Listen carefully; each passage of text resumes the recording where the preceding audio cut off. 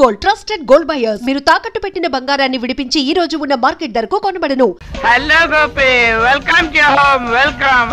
Sorry, మీ ఇంట్లో నీకు పప్పుగాడు వెల్కమ్ చెప్తున్నాడు ఏమిటా అని ఆశ్చర్యపోతున్నావా? That is Pappu's greatness. Hello Gopi. ఏమిటయ్యా గోపి, ఇంత ఆలస్యంగా వచ్చావు? There you are aunty. Mister Gopi, what all this? ఇంట్లోని ఇంటికి పిలిచి హోస్ట్ లేకపోతే ఏమిటి అది? ఆయన ఈ పప్పు ఏమీ ఫీల్ అవ్వలేదు. That is Pappu's greatness. నువ్వు లేవనుకో, కనీసం ఉన్న రేఖ అయినా ఈ డ్రింక్స్ లో డాన్స్ లో పార్టిసిపేట్ చేయలేదు. Very bad. అయినా కూడా ఈ పప్పు ఏమీ ఫీల్ అవ్వలేదు. That is Pappu's greatness.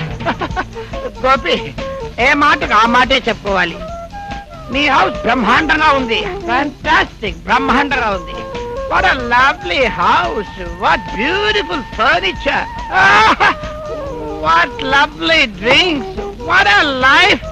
And what a wife. You're a lucky person, I say. You're a very lucky person. Correct. కోటీశ్వరుడు కూతురు ఇల్లాలైనప్పుడు ఇంట్లో ఆర్భాటానికి కొదవే ఉంటుంది. ప్రెస్టేజ్ నిలబెట్టుకోవడం కోసం ఎంత ఖరీదైన వస్తువులైనా సరే క్షణాల మీద దిగుమతి కావాల్సింది. Thank you. ఏమి ఫీల్ అవ్వకుండా బాగా ఎంజాయ్ చేశాడు. ఇది బారు కాదు, క్లబ్బు కాదు, ఒక మామూలు మనిషి ఇల్లు. నువ్వు కోటీశ్వరుడు కూతురు కాదు, ఒక మామూలు మనిషి భార్య. నేను భార్యనే తప్ప ఇంట్లో నోరెత్తకుండా పడి ఉండే బానిసను కాను. బంధువులు అనే వాళ్ళ ఇంటికి వస్తే వాళ్ళకు భోజనం పెట్టి మర్యాద చేయడం కూడా తప్పేనంటారా? ఆ మాట నేననలేదు. కాకపోతే మన అంతస్తుకు మించిన మనుషుల్ని ఇంటికి పిలిచి వాళ్ళ ముందు నన్ను చిన్నపుచ్చుకునేటట్టు చేయొద్దని చాలా సార్లు చెప్పాను. అనవసరంగా ప్రతి చిన్న విషయానికి చిన్నపుచ్చుకోవటం, చిన్నతనాన్ని భావించడం మీకు అలవాటైపోయిందండి. అందుకే పెద్దవాళ్ళ మధ్యకి రారు, వాళ్ళతో కలవరు. ఓహో, నువ్వు అనుకునే ఆ పెద్ద మనుషులతో కలపాలనేనా? మీ డాడీతో చెప్పి దొంగచాటుగా నా హోదాన్ని పెరిగేటట్టు చేశావు. ఏమిటండి మీరనేది? తెలియనట్టు మాట్లాడక రేఖ. పెళ్లికి ముందు మీ నాన్న ఐశ్వర్యానికి అమ్ముడు పోను నేను ఈ రోజు అమ్ముడు పోతానని ఎలా అనుకున్నావు? ఆయన వేలకు వేల గుమ్మరించినంత మాత్రాన నా వ్యక్తిత్వాన్ని చంపుకుంటాననుకున్నావా? ఆయన ఆస్తికి ఆశపడి నా ఆదర్శాన్ని అమ్ముకుంటాననుకున్నావా? ఏమిటండి మీ అర్థం? నేను ఆవేశం. మనకు మేలు చేయాలని, మన సుఖపడాలని మా డాడీ ఏదో సహాయం చేస్తే అదేదో పెద్ద పాపంలాగా నేరలాగా మాట్లాడతారు ఏమిటండి? అంటే నా మాటలు తప్పంటావా? మీ డాడీ చేసిన పని సరైందంటావా? అంతేనా?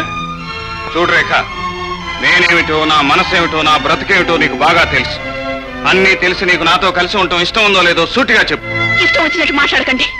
మీ ఆదేశాలతోనూ పట్టుదలతోనూ ప్రతిరోజు ఏదో గొడవ పెట్టుకుని నాకు మనశ్శాంతి లేకుండా చేస్తున్నారు. అంత మనశ్శాంతి లేకపోతే మీ మమ్మీ డాడీ ఇంటికి వెళ్ళిపోవచ్చుగా. ఎప్పుడో వెళ్ళిపోయేదాన్ని, కానీ కన్నవాళ్ళని కాదని ప్రేమించిన వాడిని పెళ్లి చేసుకున్నదాన్ని. ఇప్పుడు మళ్ళీ కట్టుకున్న వాడిని కాదని కన్న వాళ్ళ ఇంటికి వెళ్ళిపోతే నలుగురు నవ్వుతారని ఆలోచిస్తున్నాను. అంటే నలుగురు నవ్వుతారనే భయంతోనే ఇక్కడున్నావు గాని నా మీద ప్రేమతో కాదన్నమాట. చూడు రేఖ, పెద్దింటి ఆడపిల్లని పేదవాడి ప్రేమ అనే బంధం కట్టి ఉంచలేదని, వాళ్ళిద్దరూ కలిసి ఉండలేరని ఇప్పుడే అర్థమైంది నాకు. వెళ్ళిపో, మీ మమ్మీ డాడీ ఇంటికి వెళ్ళిపో, వెంటనే వెళ్ళిపో, వెళ్ళిపో. రేపు ఉదయం నేను లేచేసరికి నీ ముఖం కూడా నాకు కనిపించకూడదు.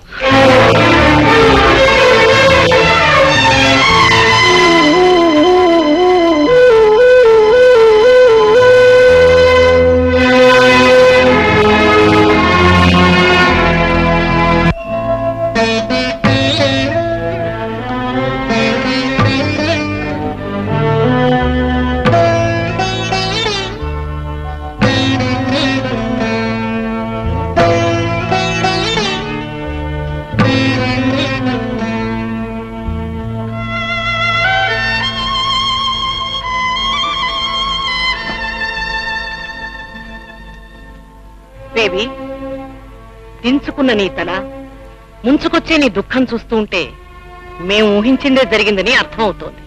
ఇప్పుడు అర్థమైందా బేబీ? పిల్లల పెళ్లి విషయంలో పెద్దవాళ్ళు ఎందుకు నిర్ణయాలు తీసుకోవాలో అర్థమైందా? పరుగులు తీసే మీ వయసు ఎదురు దెబ్బ తినకూడదనే పెద్దవాళ్ల తాపత్రయం. మా మాట కాదని నువ్వు వేసిన అడుగు వల్ల నువ్వు పొందిందేమిటో పోగొట్టుకున్నదేమిటో ఒక్కసారి నీకై నువ్వే ఆలోచించుకోమ్మా.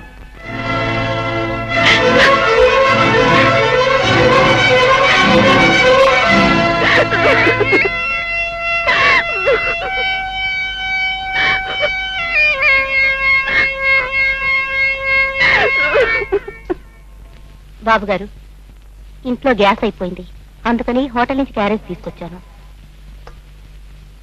హోటల్ భోజనమా? మీరు తినలేరు. ఎందుకంటే హోటల్ వాళ్ళు చేసే ఏ పదార్థంలోనూ ప్రేమ అనేది కలపరు కాబట్టి. అదేంటి బాబు, భోజనం చేయకుండానే లేచిపోతున్నారే? నాకు ఆకలిగా లేదు, నువ్వు వెళ్ళి భోంచి. నాకు తెలుసు బాబు, రేఖమ్మ తన చల్లటి చేతులతో ఆప్యాయంగా అన్నం పెడితేనే మీరు తినగలరు. చూడు బాబు, అమ్మగారు ఇల్లు వదిలిపెట్టి అప్పుడే వారం అయిపోయింది. సంసారంలో వచ్చే కలతల్ని సర్దుకుపోతేనే ఆ కాపురం కలకాలం నిలుస్తుంది బాబు. నా మాట విని మీరు వెళ్ళి రేఖమ్మకు నచ్చజెప్పి తీసుకురండి బాబు. నేను వెళ్ళి నచ్చజెప్పి తీసుకురావాలా? ఏ తనే రావచ్చుగా, ఈ ఇల్లు తనది మాత్రం కాదా? అది నా ఇల్లే అయితే జరిగిన చిన్న గొడవకి కోపంతో నన్ను ఇంటి నుంచి వెళ్ళిపోమని ఎందుకు చెప్పాలి? కోపంతో భర్త ఒక మాట అన్నంత మాత్రాన కాపురాన్ని కాదనుకోవటం మంచిది కాదమ్మా. నా మాట విని జరిగింది మర్చిపోయి అతని దగ్గరికి వెళ్ళిపోమ్మా. ఎన్ని రోజులు నేను రాకపోతే కనీసం ఆయన వచ్చి నన్ను తీసుకెళ్ళొచ్చుగా. అతనే వచ్చి పిలవాలని నువ్వే రావాలని అతను, ఇద్దరూ పంతం పట్టి కూర్చుంటే పచ్చని కాపురం పాడైపోయే ప్రమాదం ఉందమ్మా. సంసారం అనే సాగరంలో ఆటుపోట్లు సహజం. ఆలు మగలు వాటికి తట్టుకుని దాంపత్యం సాగించాలి. ఆస్తిని అంతస్తుని చివరి కన్నవాన్ని కూడా వదులుకొని మీ జీవితంలో కడుగు పెట్టింది రేఖ. నా మాట విని మీరొక్కసారి దాని కళ్ళెదురు కనిపిస్తే అన్ని అపార్థాలు తొలగిపోతాయి. మళ్ళీ మీ జీవితం స్వర్గంగా మారుతుంది. రేపే నేను మా అత్తగారు వెళ్తున్నాను. నేను మళ్ళీ తిరిగి వచ్చేసరికి మీ ఇద్దరు అన్యోన్యంగా ఉండాలి.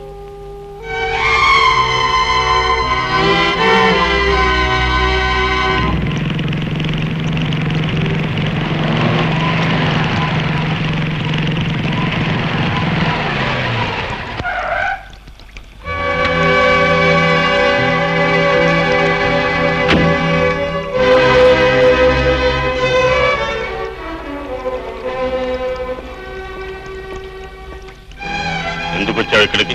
నా భార్యను నా ఇంటికి తీసుకెళ్తాను. నువ్వు పొమ్మన్నప్పుడు పోయి రమ్మన్నప్పుడు వస్తుంది అనుకున్నావా? మా ఇద్దరి మధ్య ఉన్న అనుబంధం ఇంకా తెగిపోలేదని అనుకుంటున్నాను.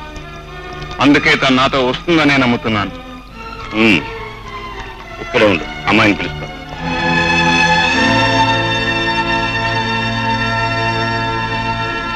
ఏమండి, నా మీద మీకు ఇంకా కోపం తగ్గలేదా? నన్ను ఒక్కసారైనా వచ్చి చూడాలనిపించలేదా? నాకింత శిక్ష వేయటం అన్యాయం అండి.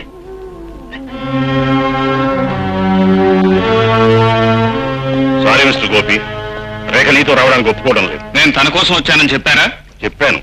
బాధ్యత గల కన్న తండ్రిగా నీతో వెళ్ళమని, తన కాపురాన్ని సరిదిద్దుకోమని చెప్పాను. కానీ ఆ ఇంటితో గాని ఆ మనిషితో గాని తనకి ఏ సంబంధం లేదని ఖచ్చితంగా చెప్పింది. ఆ మాట నా ఎదుటికి చెప్పొచ్చుగా. నీ మొహం చూడడానికే ఇష్టం లేదని చెబుతుంటే నీ ఎదుటికి ఎలా వస్తుంది? You can go.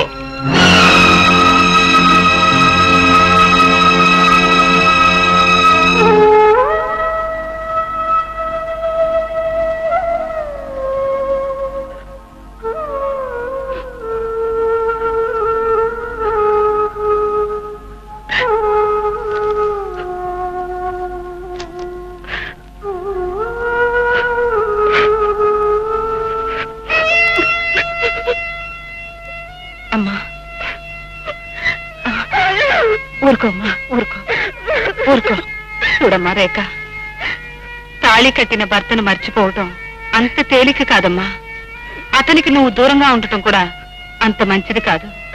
చెప్పు, నేనేం చేయమంటావా? చెప్పు, ఏం చేయమంటావు? నువ్వు బాధపడుతున్నట్లే అతను కూడా నీ గురించే బాధపడుతుంటాడు.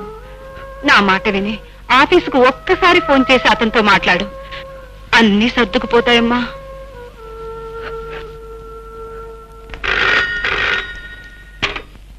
Hello, Lakshmi automobile. హలో, నేను గోపి గారితో మాట్లాడాలి. ఆయన కొంచెం పిలుస్తారా? సారీ మేడం, ఆయన ఉద్యోగం మానేసి వెళ్ళిపోయారు.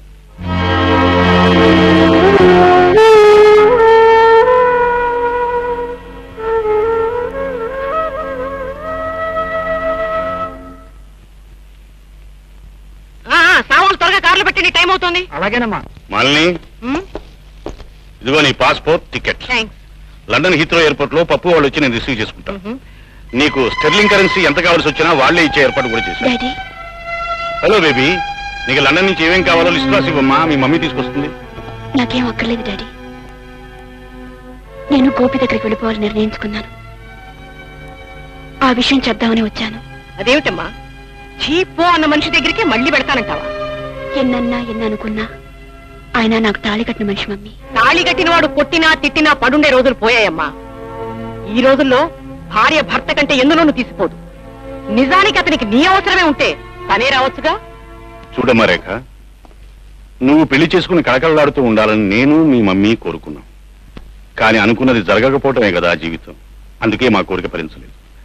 అఫ్కోర్స్ నువ్వు మళ్ళీ కలిసి ఉండాలనుకోవటంలో తప్పు లేదు. అందుకే నేను మీ మమ్మీని ఎయిర్పోర్ట్లో దింపి గోపి దగ్గరికి వెడతాను. ఇంకా అతని మనసులో నీకు స్థానం ఉంటే తప్పకుండా వెంట పెట్టుకు తీసుకొస్తాను. ఓకే? Okay daddy.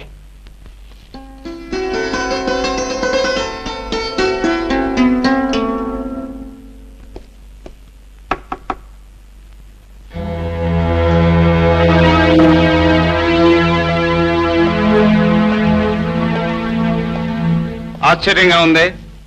దారి తప్పొచ్చారా? కాదు, కన్న కూతురి కోరిక తీర్చడం కోసం తప్పనిసరిగా మరోసారి నీ దగ్గరికి రావాల్సి వచ్చింది. అలాగా. మొదటిసారి మీరు నా ఇంటికి వచ్చినప్పుడు చీకటిగా ఉండటం వల్ల వ్యవహారం బెడిసి కొట్టింది. ఇప్పుడు వెలుతురుంది గనక మీరు వచ్చిన పని జరగొచ్చు అనుకుంటాను. చెప్పండి, మీ అమ్మాయి కోరిన కోరిక ఏమిటి?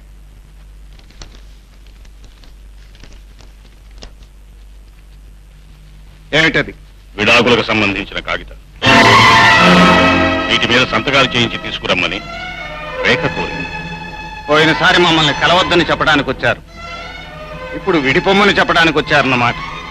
నేనేం చెప్పినా జరిగేది మాత్రం నా కూతురు ఇష్ట ప్రకారమే జరుగుతుంది. కాగితాల మీద సంతకం చేస్తున్నందుకు కానుకనుకుంటావో ఖరీదనుకుంటావో నీ ఇష్టం.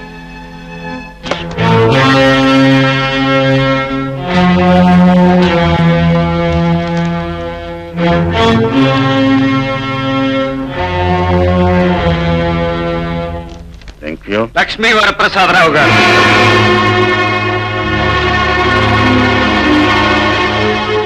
ఈ డబ్బు మీ దగ్గరే ఉంచండి. మీ అమ్మాయి రెండో పెళ్లి కట్నంగా ఉపయోగపడుతుంది.